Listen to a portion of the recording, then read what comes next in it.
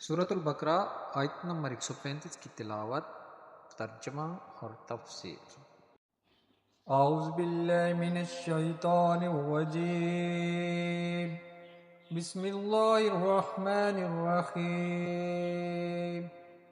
وَقَالُوا كُونُوا هُودًا أَوْ نَصَارَىٰ تَهْتَدُوا قُلْ بَلْ مِلَّةَ إِبْرَاهِيمَ حَنِيفًا وَمَا كَانَ مِنَ الْمُشْرِكِينَ۔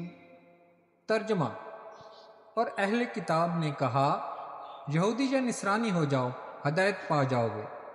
تم فرماؤ، ہرگز نہیں، بلکہ ہم تو ابراہیم کا دین اختیار کرتے ہیں، جو ہر باطل سے جدا تھے اور وہ مشرکوں میں سے نہ تھے۔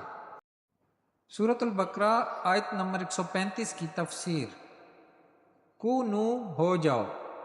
حضرت عبداللہ بن عباس رضی اللہ تعالیٰ عنہما نے فرمایا کہ یہ آیت مدینہ کے یہودی سرداروں اور نجران کے عیسائیوں کے جواب میں نازل ہوئی۔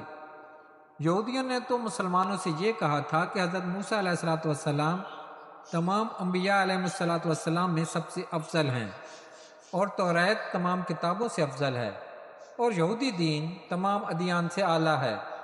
اس کے ساتھ انہوں نے حضرت سید کائنات محمد مصطفیٰ صلی اللہ تعالیٰ علیہ وآلہ وسلم، انجیل شریف اور قرآن شریف کے ساتھ کفر کر کے مسلمانوں سے کہا تھا کہ یہودی بن جاؤ۔ اسی طرح نصرانیوں نے بھی اپنے ہی دین کو حق بتا کر مسلمانوں سے نصرانی ہونے کو کہا تھا۔ اس پر یہ آیت نازل ہوئی۔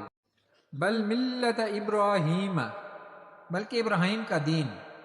ارشاد فرمایا کہ اے حبیب صلی اللہ تعالیٰ علیہ وآلہ وسلم، آپ یہودیوں اور عیسائیوں کو جواب دے دیں کہ جب کسی کی پیروی ضروری ہے تو ہم حضرت ابراہیم علیہ السلام کے دین کی پیروی کرتے ہیں، جو کہ تمام فضائل کا جامع ہے، اور حضرت ابراہیم علیہ السلام ہر باطل سے جدا تھے اور مشرکوں میں سے نہ تھے۔ اس میں اشارتاً یہودیوں، عیسائیوں اور ان تمام لوگوں کا رد کر دیا گیا جو مشرک ہونے کے باوجود ملت ابراہیمی کی پیروی کا دعویٰ کرتے تھے، کہ یہ لوگ اپنے آپ کو ابراہیمی بھی کہتے ہیں اور شرک بھی کرتے ہیں، حالانکہ ابراہیمی وہ ہے جو حضرت ابراہیم علیہ السلام کے دین پر ہو، اور حضرت ابراہیم علیہ السلام مشرک نہ تھے۔ جبکہ تم مشرک ہو، تم ابراہیمی کیسے ہو گئے؟ اس سے دو مسئلے معلوم ہوئے۔ ایک یہ کہ حضرت ابراہیم علیہ السلام کو رب تعالیٰ نے وہ مقبولیت عامہ بخشی ہے کہ ہر دین والا ان کی نسبت پر فخر کرتا ہے۔ دوسرا یہ کہ صرف بڑوں کی اولاد ہونا کافی نہیں جب تک بڑوں کے سے کام نہ کرے۔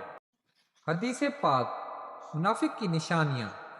حضرت ابو ہریرہ رضی اللہ تعالیٰ عنہ سے روایت ہے، نبی اکرم صلی اللہ تعالیٰ علیہ وآلہ وسلم نے فرمایا، منافق کی 3 نشانیاں ہیں: جب بات کہے تو جھوٹ بولے، جب وعدہ کرے تو خلاف ورزی کرے، اور جب اس کے پاس امانت رکھی جائے تو خیانت کرے۔